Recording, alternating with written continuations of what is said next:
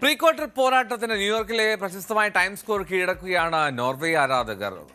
Viking റോവിംഗും പാട്ടുമായാണ് ചുവപ്പണിഞ്ഞെത്തിയ ആരാധകർ നഗരത്തെ ആവേശത്തിൽ ആഴ്ത്തിയത്.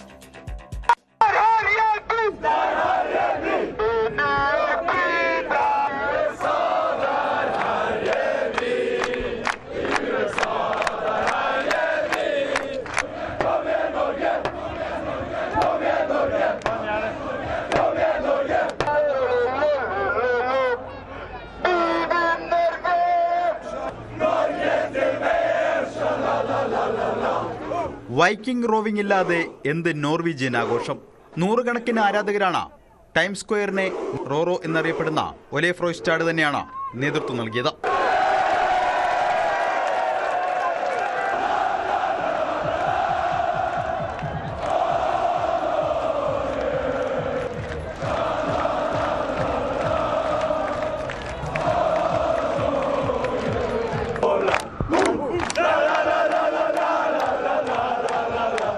ഇറാഖിനെതിരായ ആദ്യ മത്സരത്തിന് മുൻപ് ബോസ്റ്റണിൽ നടത്തിയ വൈക്കിംഗ് റോവിംഗ് വൈറലായതോടെയാണ് ലോകകപ്പിലെ തന്നെ സൂപ്പർ ആരാധകരായി നോർവേക്കാർ മാറിയത്.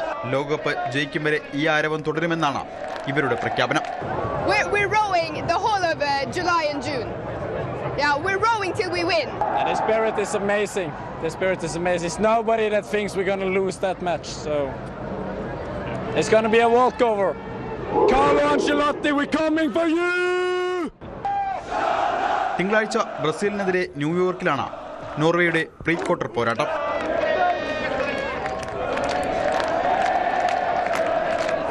World cup desk news 18.